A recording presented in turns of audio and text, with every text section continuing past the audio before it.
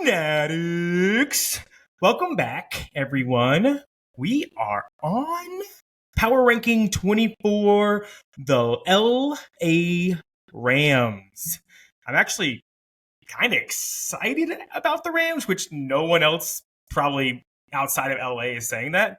But they're pretty kind of fun and young, and who knows what's going to happen kind of thing. They got crushed by injuries last year. But man, Sean McVay stayed. Like, he had a chance. There's a lot of reports that he might leave. So it's kind of like when people talk, listen thing. He stayed. Like, Sean Payton saw the Saints and bounced. McVay stayed. So already you're like, well, he's staying for a reason. He's not staying to lose. He knows their cap situation. He knows that they just lost Ramsey and Floyd and Tap. They lost guys. They lost studs. I mean, they'd already lost Von Miller. They lost OBJ. They whiffed on Allen Robinson. They lost guys. But I guess he looked at this roster and he's like, maybe not this year, but they got some talent. You know what, the Saints are a really good comparison. The Rams feel like the Saints that are doing it the right way. So, like, for example, the Saints window closed when Drew Brees left. So that was 3 years ago. And the Saints have been kind of trying to fix it for a while. And they just keep on getting worse and worse and worse in cap space and older and older and older. They just gave Cam Jordan, who's 34 years old, an extension. So the Saints have a worse team because the Rams won a Super Bowl. So they had a worse team. They didn't have actual real life success apart from their Super Bowl 12 years ago. The Rams said, all right, let's just start over. And they're just starting over. And the Saints are like, yeah, well, we got 34-year-old Cam Jordan and Demario Davis, and maybe Michael Thomas gets healthy at age 30, and maybe Derek Carr has a winning season, and maybe Dennis Allen wins more than 7 games in a season. Yeah, let's keep trying to win. Rams like, nah, this team ain't winning a Super Bowl anymore. Let's get some young guys in and just try to win it again in 3 or 4 years. So they were like, let's get a Ramsey, Floyd. They kept Donald because you can't not keep Donald. He's freaking amazing. Cooper Kupp, they shut him down last year. It's like, make sure this guy's healthy. And then they're like, yeah, let's Van Jefferson's up and coming. Like, Skoranek, we'll keep Higbee for now. We'll probably eventually get another tight end in because I think Higbee's in his 30s. But man, they're doing it the right way. I think that's exactly how you're supposed to do it. I can't believe. I do think the Bucks. If the NFC South wasn't wide open, I think the Bucks would be doing it too. You can see it by the way they drafted. I know we talked about it in a previous show. But Tom Brady left, they're like, let's just draft for the future. And if we can win this year, great. But if not, we'll just get a ton of picks for all our vets. So let's just jump in right into the Rams because I'm kind of interested. It's Sean McVay. Think about Sean McVay when he took over and how bad that team was. I guess it wasn't awful. I think they were Jim Fisher teams. I think they were just under 500. Maybe they were like 5-11 or something like that. I can't remember, but he jumped in and immediately they were contenders. And that was like nobody thought Jared Goff was any good. Nobody even heard of Cooper Kupp.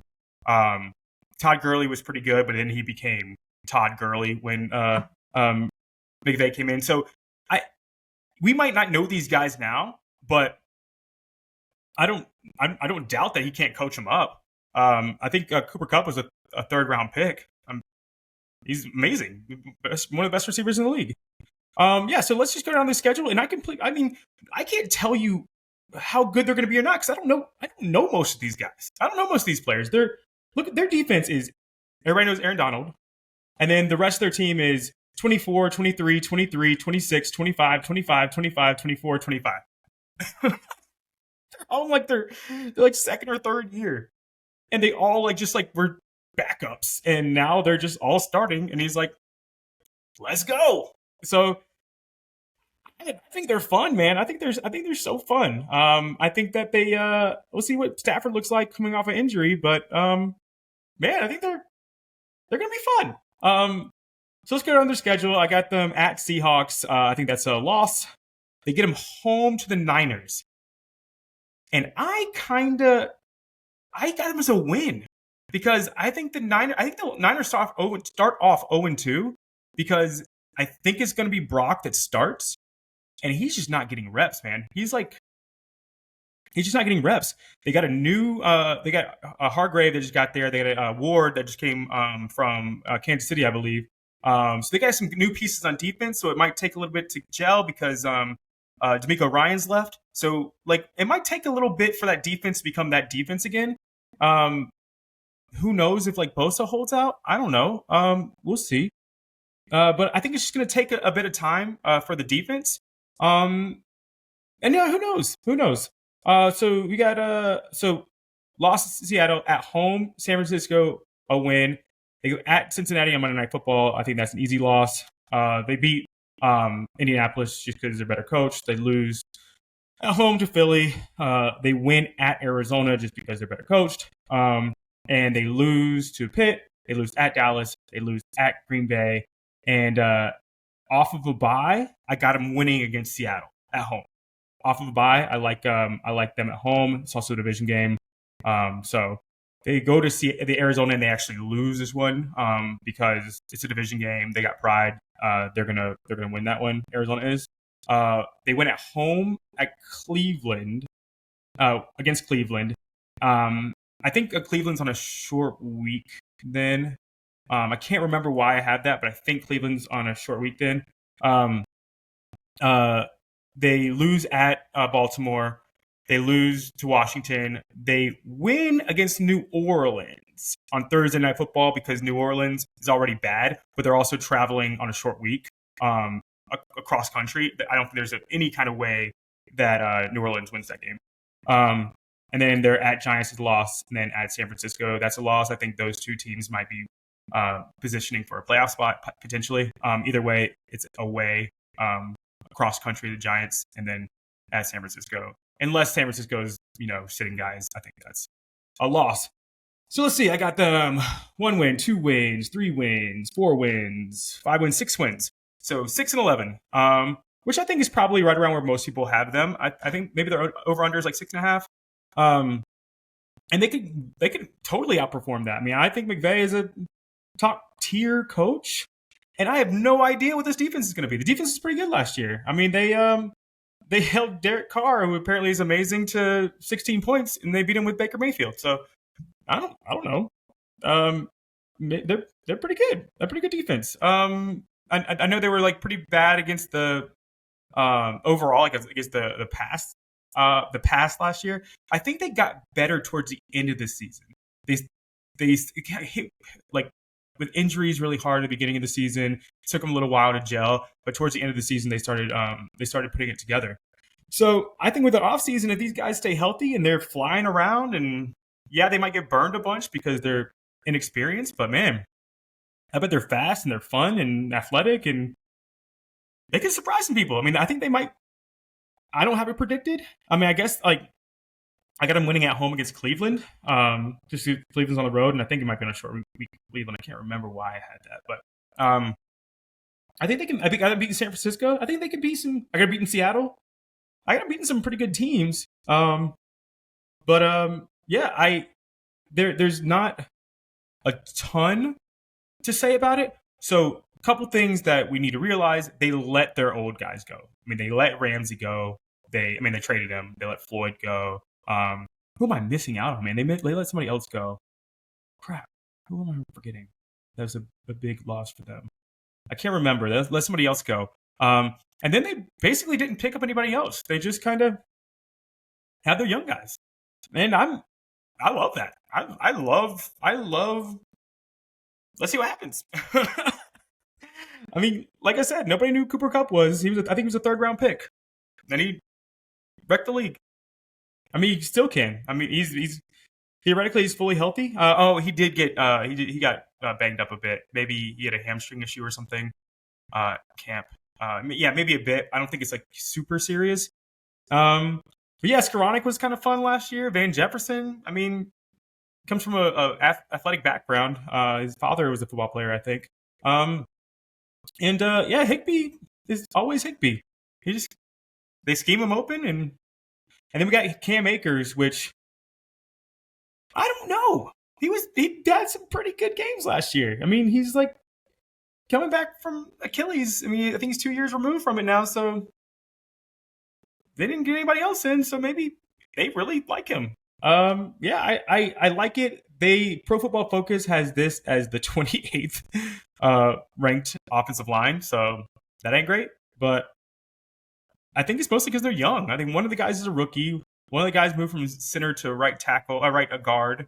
And I think they're just overall pretty young. So I think that's more of the reason than it is that they're not good. So yeah, and they've had a problem. They're losing coaches, man. They lost O'Connell. They lost Thomas Brown came to the Panthers. They're losing coaches, but they just keep on recycling them. Oh no, they got LaFleur from when the Jets fired him. So LaFleur comes from that same tree. We'll see. Maybe he has a resurgence. This is overall, this is just like a fun team, and I'm really excited to watch them because I'm really excited. It's almost like you're starting the game over in chess, whereas like before you like kind of had you had 8 pieces on the board and your opponent had like 6 pieces on the board and you just had to get checkmate. That's kind of how it was before. And now it's like, well, the game ended. We won the Super Bowl. Let's start over. So it's pretty exciting. If I'm LA, I'm not expecting anything this year, but I do know I have a great coach. I have a great receiver. I have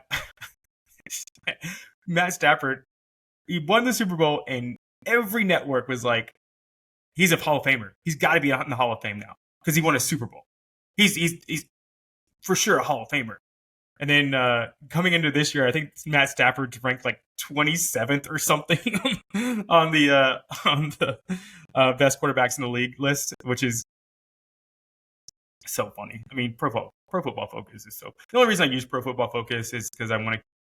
Nobody's any good, so I just want to keep it consistent. I don't want to make it seem like I'm, trying to prove a point by using a separate thing. But they're ridiculous. In general, my opinion, my rant. I did a podcast earlier today, and my rant was that journalism is so lazy. It's so lazy. Like the little like the little blurb that's like, oh, I talked about the Panthers. A blurb, it said Panthers are going to go 5-12 this year because they have holes on both sides of the ball. And then Mina Kimes comes on ESPN. It's like Panthers are primed to be a top 10 defense. They have guys at every level. Their pieces are in place, and they got the coach now that works really well with these pieces. It's like, I know. Bleacher Report's guy didn't know. He just made some stuff up because he's a Bleacher Report guy and he's lazy. So he had to get an article out in a day, I guess, and he just didn't do his research, which ain't great. But I do here on Fanatics, and I will let you know, except I don't really know about this team because they're all babies. But I do know about the coach. I do know about the quarterback. And I do know about the receiver. And I do know about the tight end. So I kind of like them. We didn't know anything about that Seahawks roster last year, really. They were all young. And they're pretty good. They're pretty good. Yeah, so that's all I got to say about the Saints. I could be really low on them, and I could be really high on them because I don't know. But I think that just some pure coaching and pure top-level talent as far as Aaron Donald, Cooper Kupp, and Matt Stafford and the coaching, I think 6 wins is pretty. I think it might be kind of low. I just think they got to play some teams. They got to play Dallas, Pittsburgh, Philly, Cincy, San Francisco, Seattle, Cleveland, Baltimore, Washington, New Orleans. I guess is good. Um, yeah, so they got a New York Giants were a playoff team last year, so they got a tough schedule. It's so weird thinking of the Rams not being a top level team. Because I think they before injuries last year, I think they won the Super Bowl the year before, so I think they were projected coming in to be like at least a playoff team, and now everybody's kind of forgot about them.